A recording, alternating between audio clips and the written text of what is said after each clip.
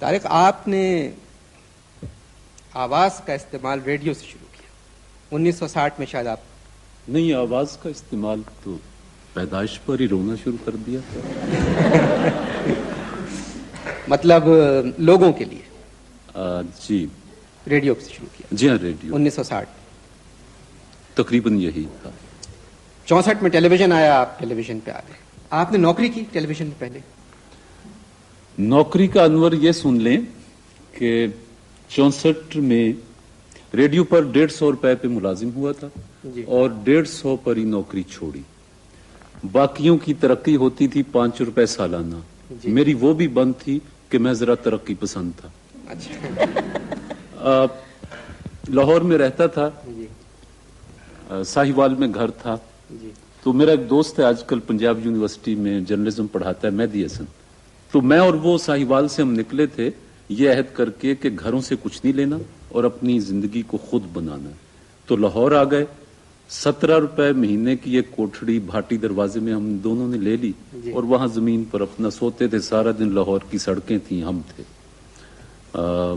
اشک رواں کی نہر ہے اور ہم ہیں دوستو. ایک قصہ مزیدار ہے نوکری کا. گرمیوں کی چھٹیاں ہوتی تھیں تو لا کالج کا ہاسٹل ہے لاہور میں جو، وہ خالی ہو جاتا تھا. تو یہ جو 17 روپے کی کوٹھڑی تھی اس میں پنکھا بھی نہیں تھا تو گرمی بڑی لگتی تھی. گلی میں ہم اس لیے نہیں سوتے تھے کہ ہم دونوں کو یہ غلط فہمی تھی کہ سامنے کے گھر میں کوئی ہمیں دیکھتا ہے اور ہم ہیرو ہیں، تو لہذا گلی میں نہیں سو سکتے. اب بند کمرے میں سو رہے ہیں اور جو بھی ہوتا یہ تھا کہ شام کو 7-8 بجے ہم اپنے بستر لگا کے باہر اور لاہور کی سڑکیں ناپنے نکل جاتے تھے. رات کو 11-12-1 بجے آتے تھے، بستر ٹھنڈے ہو چکے ہوتے تھے، سو لیتے تھے. ایک دن آتا ہوں تو دیکھتا ہوں کہ وہ جو ساتھ کے کمرے میں صفائی کرنے والے وہاں رہتے تھے ساتھی، وہ ایک ہٹا کٹا کالا سیاہ رنگ اس کا، اوپر سے چاند چمک رہا اور میری چارپائی پہ لیٹا ہوا میرے بستر پر. میں نے آ کے اس کو جگایا. میں نے کہا کون ہے؟ تو اٹھ. تو اس نے میرے خاندان سے اپنے خاندان کے ناقابل یقین رشتے جوڑے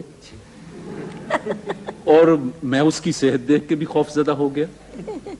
اب میں اسے جگا رہا ہوں، وہ مجھے برا بھلا کہہ رہا ہے اور کہہ رہا ہے سر پاڑ دیں گا، کون ہے، پراں ہو جا.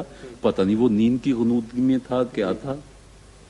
اب میں لا کالج کی وہ ہاسٹل کی سیڑھیوں پر بیٹھا ہوں اور سوچ رہا ہوں کہ باری تعالیٰ اس لاہور میں فاقہ بھی کر لیا، سڑکوں پر بھی گھوم لیا، ہر طرح کی سختی اٹھا لی. آج مجھے گالیاں بھی، باقاعدہ گالیاں جو ہوتی وہ بھی پڑ گئی ہیں. تو میں بیٹھا اب سوچ رہا تھا.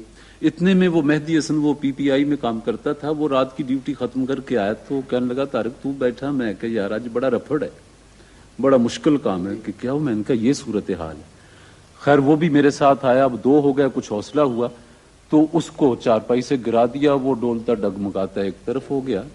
میں نے کہا کہ مہدی ایک بات سن لے کہ اب میری تقدیر بدل جائے گی، کیونکہ اس سے زیادہ ذلت اس لاہور میں میری اور نہیں ہو سکتی کہ اس طرح کی گالیاں مجھے آج اس شخص نے دی ہیں بلا وجہ.